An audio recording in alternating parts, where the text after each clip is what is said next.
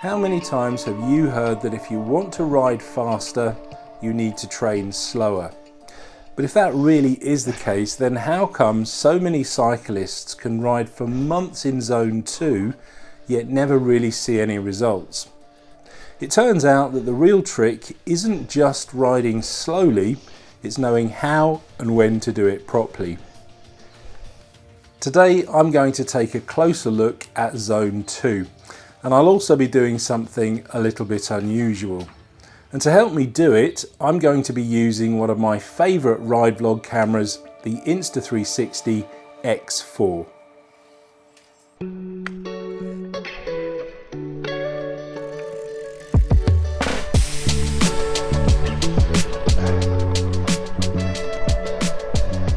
Yeah, the world is granny and her dog knows all about training slower to be able to ride faster. But it's not quite as simple as that. There are three big mistakes, and if you make any one of them, it may never work. The first mistake could be that you're not actually riding in Zone 2. Going out and riding on feel alone might mean that you're not riding hard enough, or more than likely, you're riding too hard.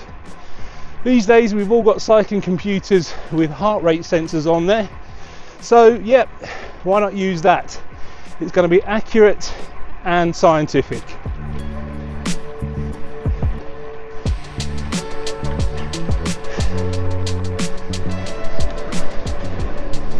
To actually ride in Zone 2, you need to be riding between 60 and 80% of your maximum heart rate while maintaining your home cadence.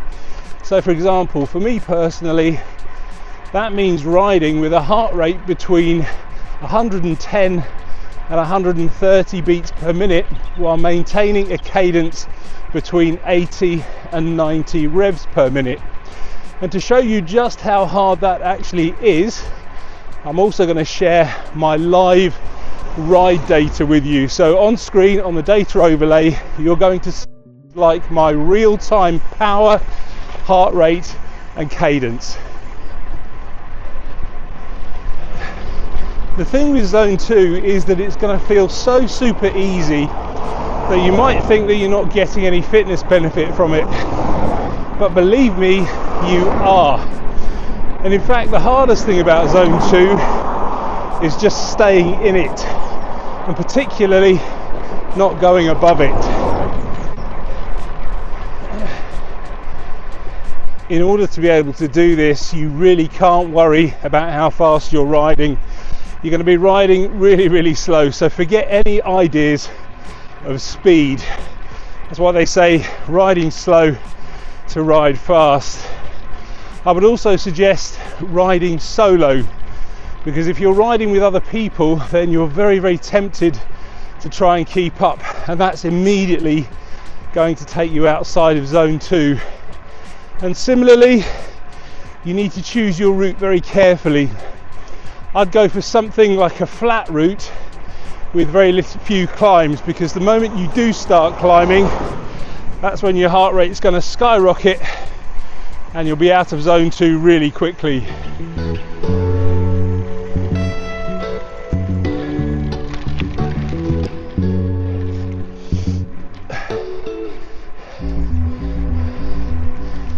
Now inevitably there are going to be times when your heart rate is going to go above that upper threshold, and if it does it for more than a few minutes, then you're going to want to get it down.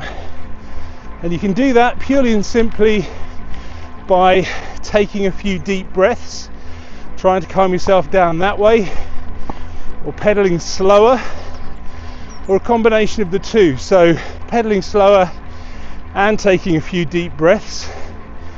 And if that doesn't work, don't be afraid to pedal really slowly, and I mean less than 10 kilometers an hour. And if that doesn't work, then don't be afraid to get off the bike and give yourself a bit of a breather.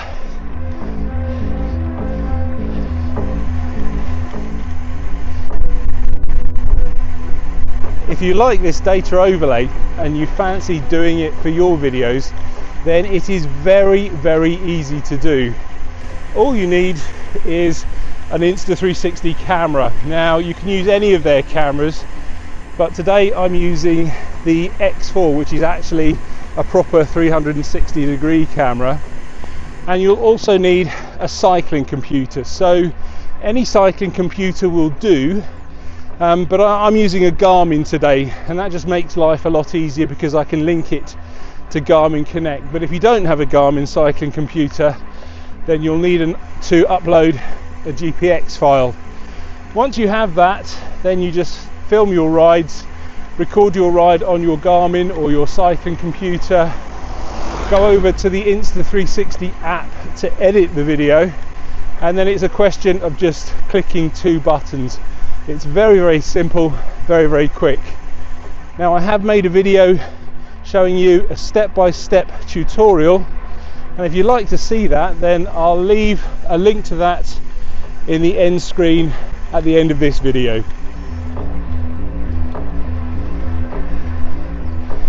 When you finish your Zone 2 ride and you get home, you shouldn't feel tired, your legs shouldn't feel heavy, and your lungs shouldn't feel strained.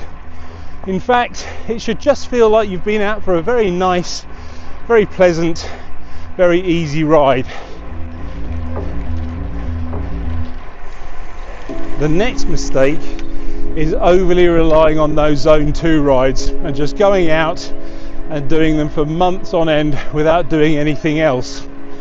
Ideally, what you're trying to do is build a fitness pyramid, so your longer, easier rides at the bottom, and then as you go up the pyramid, you do shorter, more intense rides.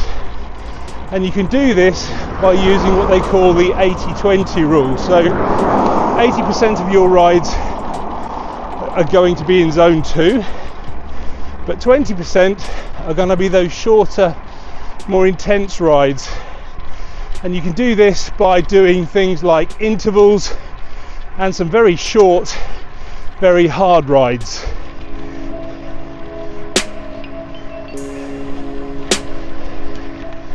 And the third mistake is a lack of volume and consistency. Now, for your Zone 2 rides to work properly, they need to be relatively long. So obviously you're going to know what that looks like for you, but for me personally, that means rides of 90 minutes plus. You're also going to need to do them fairly frequently, so 3 or 4 times a week, every single week.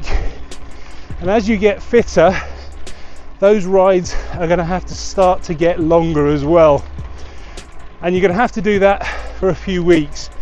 You're not going to see the benefits after 2 or 3 weeks. You need to be really patient, because in some cases it can take up to 12, 14, 16 weeks before you reach your peak fitness.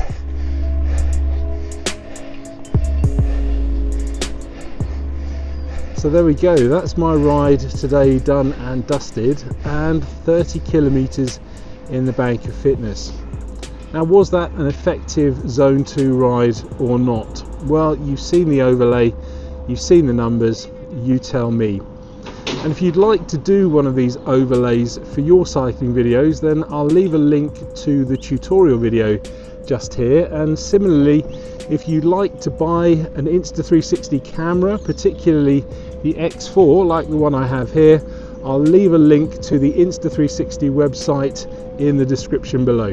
In the meantime, thanks for watching, and I'll see you on the next one.